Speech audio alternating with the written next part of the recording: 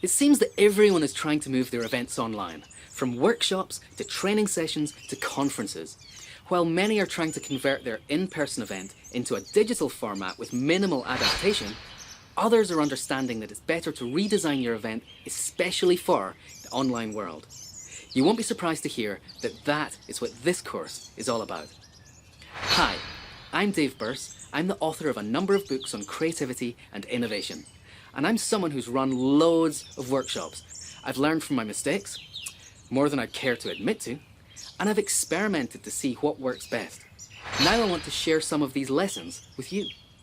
During this course, we'll be focusing on remote workshops in particular, but many of the principles are just as relevant to other online events.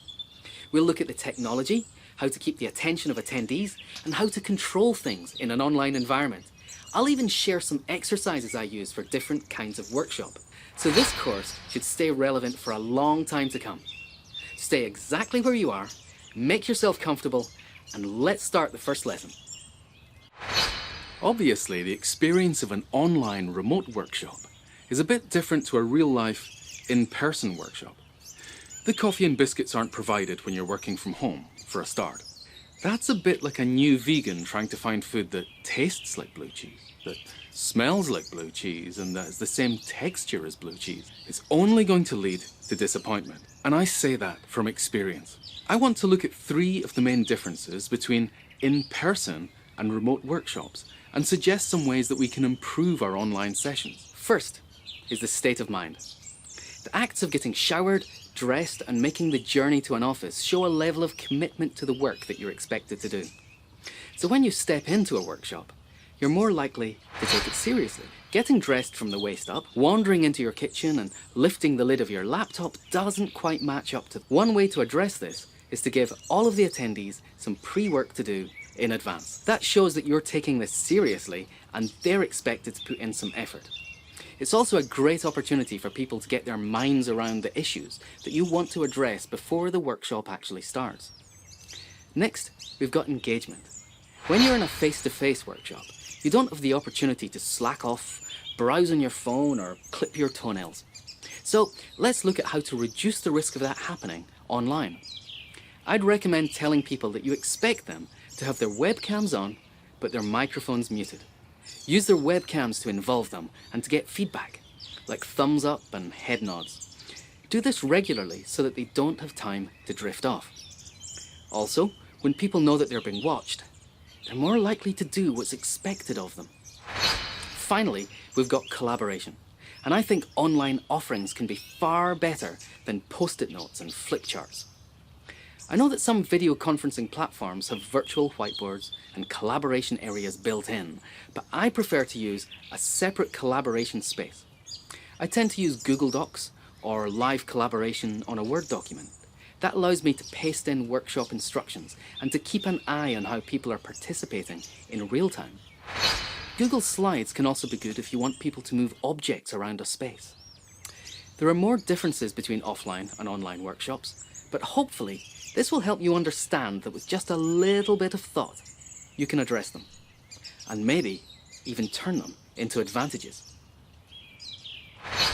It may be that you had an in-person event in the diary that you've had to postpone, and like many other organisations, you've decided to run it as an online event rather than just cancel it altogether.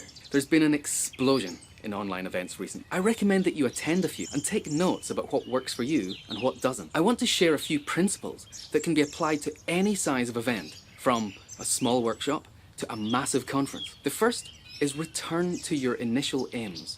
What's the value that your attendees are expecting to get from the event? You need to take it back to its foundations and then work out how you can use online in the best way to deliver your goals. That may include some of the same elements as your offline version, but it shouldn't just be a replication. Next, focus on humans rather than the technology. Place yourself in the shoes of your attendees. How can you make them feel involved and engaged? Most people can't even watch Game of Thrones without being distracted by their mobile devices. So imagine how much worse it is if they're expected to sit through a 30-minute lecture. My tip is to constantly invite involvement. Pose questions, set polls, and even just ask people if they agree with the points. Keep the audience on their toes and make them feel part of it. Following on from that is consider having facilitators. Think of them as the advocates for your audience. Their job is to encourage attendees to contribute in the chat channels and then offer their questions and comments on the audience's behalf. The larger your online event, the more facilitators you'll need. You'll need to train them in advance so that they know what their job is and how to do it effectively. I'd also recommend that you look for areas to add value. That can be adding value for the attendees, the contributors, and even the sponsors. What opportunities do you have to make people go, wow?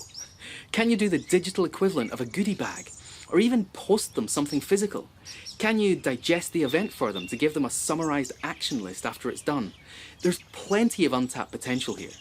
And finally, use pre- and post-communications to your advantage. I like to get attendees to do some advance work, to get their minds in the right place before my workshops. You can do that for larger events too. If you view your pre- and post emails as part of the experience rather than just logistical necessities, you'll have lots more opportunities to blow your attendees' socks off.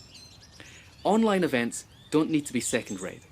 Look for the opportunities to make them better than real-world events, and you may just surprise yourself and everyone else while you're at it.